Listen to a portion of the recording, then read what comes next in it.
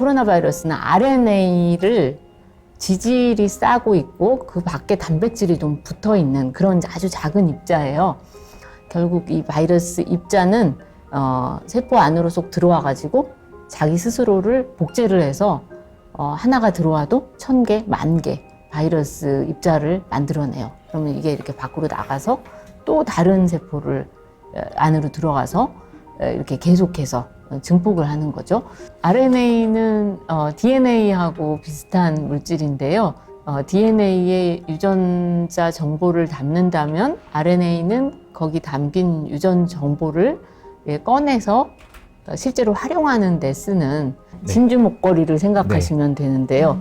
이게 한 단위체가 쭉 이렇게 연결이 돼 있거든요. 보통 RNA들은 보통 한 1000개 단위가 이렇게 쭉 연결된 그런 거고, 마이크로 RNA는 20개 정도로 아주 짧은 RNA고, 근데 이거는 이제 3만 개가 연결된 굉장히 긴 진주 목걸이를 생각하시면 될 것 같아요.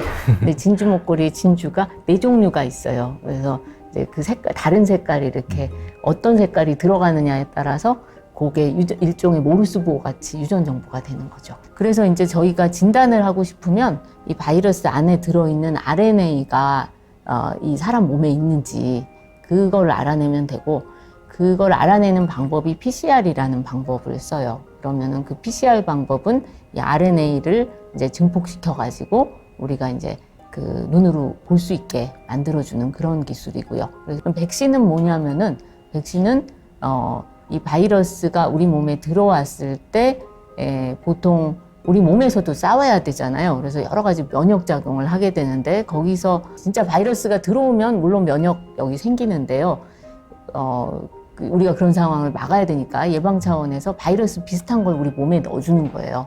우리 몸이 바이러스에 감염된 걸로 착각을 하고 그 면역력을 만드는 거죠. 그 면역력이라 하면은 뭐 면역 세포, T세포, B세포 이런 것들이 있고, 또 보통 많이 이렇게 알려진 항체라는 물질, 이런 것들이 만들어지면은 바이러스 입자가 들어왔을 때 이 항체가 이 바이러스에 결합해서 무력화시키는 중화작용이라고 하는데, 그런 반응을 일으킵니다. 그래서 백신은 정리하자면 바이러스와 비슷한 흉내낸 어떤 물질을 우리 몸에 넣어주는 거죠. 그런데 백신의 종류는 사실 굉장히 다양해요.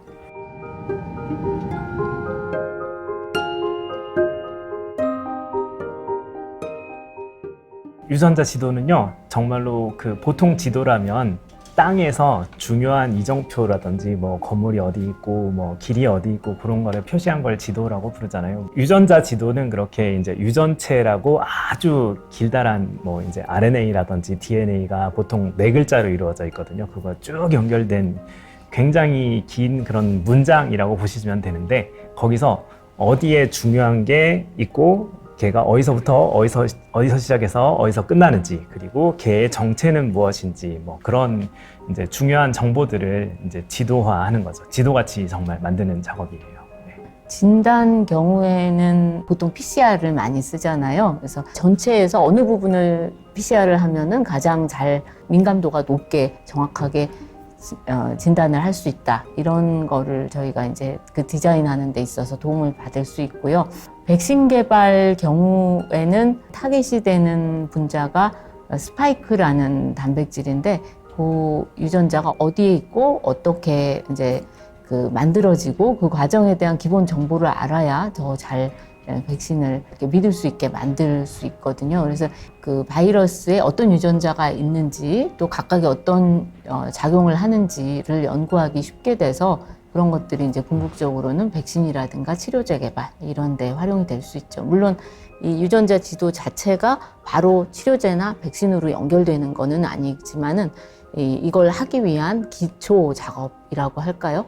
그런 것들을 할 수 있는 그런 역할을 합니다. 신종 바이러스이기 때문에 처음에는 모르는 게 너무 많은 거예요. 이게 얼마나 위험한지도 모르는 거고, 사실 어떻게 조심을 해야 되는지도 모르고, 1년이 넘게 지나고 보니까 돌이켜보면은 이렇게 하면은 되는 거였구나, 그렇게 걱정할 필요는 사실은 없었구나, 이렇게 생각이 들지만, 당시에는 대중적으로 공포감이 굉장히 강한 상태고, 이렇게 되니까 이 연구자로서 이거를 연구는 꼭 하기는 해야 되겠고 누군가 또 하긴 해야 되잖아요.